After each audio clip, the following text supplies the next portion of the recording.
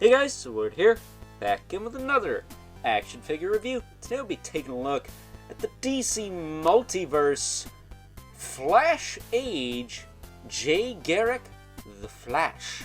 Of course. If I didn't say Flash enough, it's the freaking Flash. That said, this of course is brought to us by the fine folks over at McFarlane Toys and is a very much Golden Age Flash figure. That's what you're looking for. That's what you're gonna get. But with that being said, let's go right to the chase and get into the meat and taters of this review and take a look-see at good old Gerrick's accessories here because, well, he actually comes with some, and that's something this line is sorely lacking. So starting off, we got a pair of open flat palm running hands.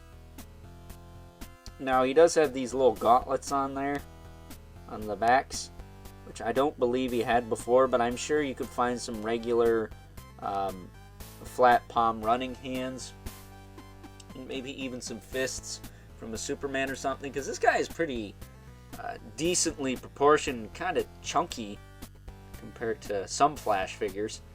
Gerrick is probably the buffest of them all, being out in the era he was in anyways, so you could probably find some fist hands and some open hands for him that don't have those on the back, and you have pretty much standard Gerrick Flash. That said, we do get some Speed Force effects. Here's a couple for the arms. And then there's a couple for the legs.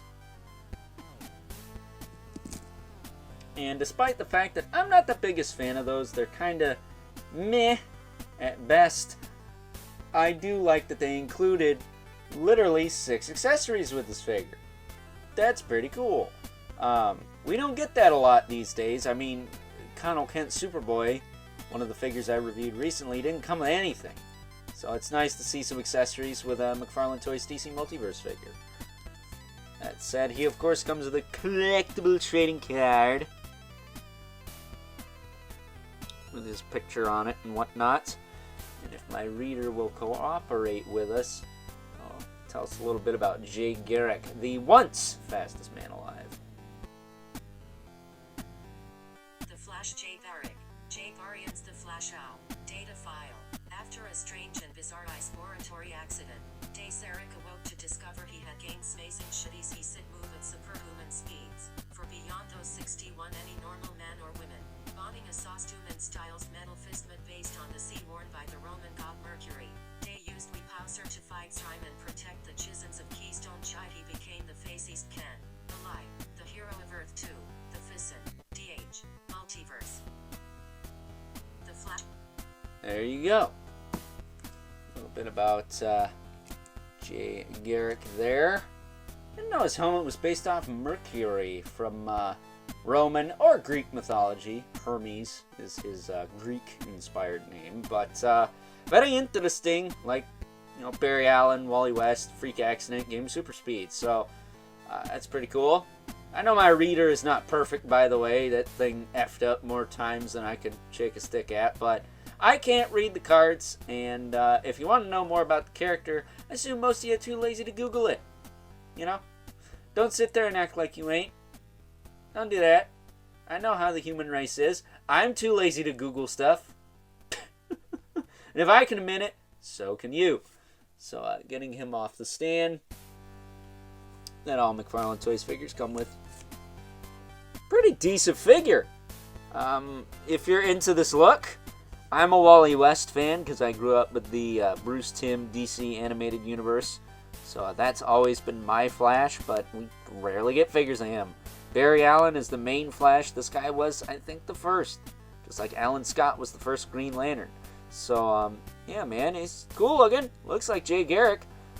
I still think this helmet's goofy, despite the fact it is inspired by a Greek Roman god. That is cool, but it's still a goofy, like, freaking frying pan ass looking helmet, but, you know, whatever.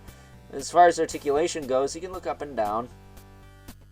He can tilt side to side and rotate.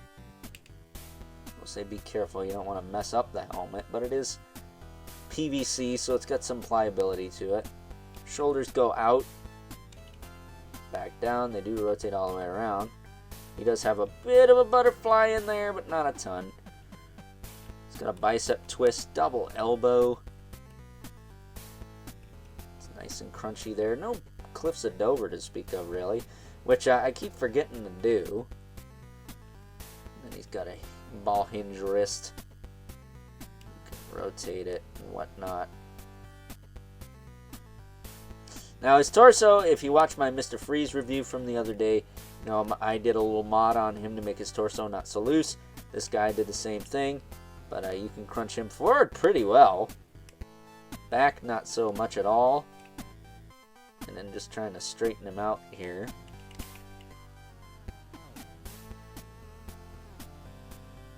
So his torso is tight. That's kind of what I do. You shimmy it into place, and then there you go. It's not terrible. His waist rotates there. It also moves forward and back. Upper torso does tilt a little bit. I do find it kind of funny that it's a little easier to rotate when it's crunched forward, though. Hips kick out to the side about that far. Not too loose, but not as tight as that Connell can. Kick forward, back. Yeah, again, not loose, but not as tight. Not much thigh cut to speak of. I don't think there's a little bit more on that side. There's some here, but not a lot. Knees double jointed. Gets you that much. No cliffs of Dover, just kind of flat. So that's good. We'll say he's one of the ones you got to kind of bend his knee like once to get him to stand properly. And he's got weird ankles that are kind of off kilter a bit. Like this one I can get to flatten out. The other one I can't really seem to get to flatten out very well. I'm not sure if it's backwards or something or what.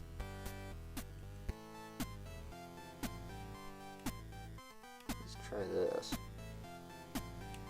I mean, that's wrong, but it's funny, like backwards the ankles sit a little better.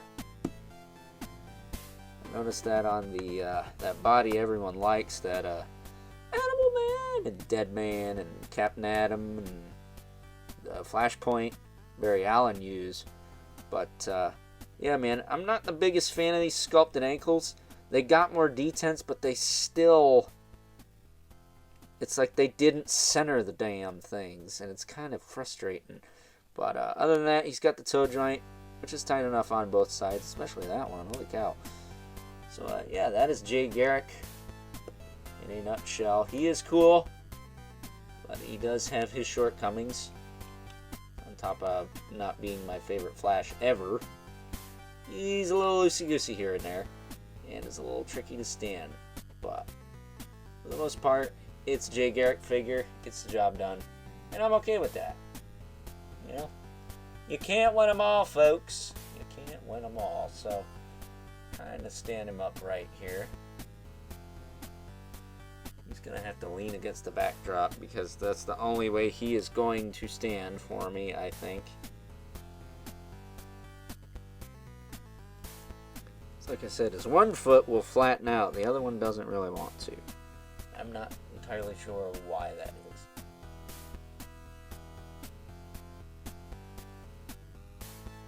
Alright, well, there. He's at least not like laying against the backdrop. So, with that being said, why don't we bust out a couple other members of the Justice Society and take a look at some size comparisons. First up, and as promised, here's good old Jay Gerrick alongside a couple other members from the Justice Society of America. Starting off with, to the left, from Sonny and Cher, Wonder Woman! Da, da, da, da, da, da. If I could turn back time. Yeah, seriously, I'm not seeing the Michael Jackson thing with that figure. I'm seeing more of Cher, and I'm gonna keep it that way. And we also have Alan Scott Green Lantern, who, like Jay Gerrick, has a super campy Golden Age costume that I'm sure a lot of old farts love. I like this too. There's a certain, what's the word I'm looking for? I can't remember what it is. But to the campiness of these costumes, there's just a certain thing going on with them that I quite enjoy. You know? Maybe it's a guilty pleasure thing. Maybe that's the word I was looking for. I don't think it was, but either way, there they are. This freaking Wonder Woman goes for a pretty penny, by the way. I don't know why that is.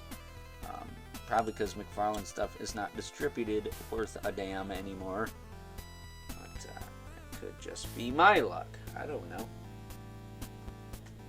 And we also have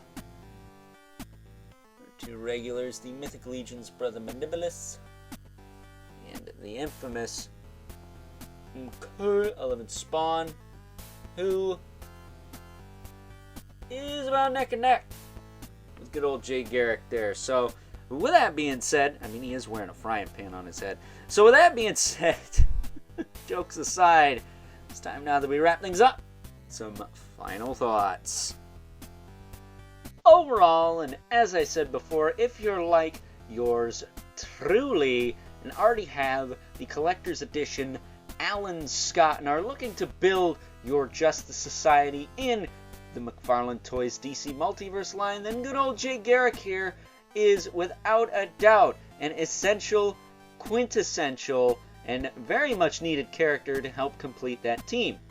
However, if you're not into Golden Age DC, then I could totally see a lot of people passing on this one. That said, he's kind of old now, so if you passed on him and want him now, he might be SOL. So you're going to have to backtrack, maybe pay a little bit more for him. But hey, as I mentioned before, he does come with quite a bit of accessories. 2 sets of hands and a set of effect parts. The only thing he doesn't have is a card stand, because as far as I'm concerned, this guy feels more like a collector's edition than a lot of the collector's edition figures. On top of the fact he's got a unique sculpt, he has actual legitimate accessories, which is something this line is sorely lacking. So with that being said, I hope you guys enjoyed this review. Until next time, I'll catch you guys later.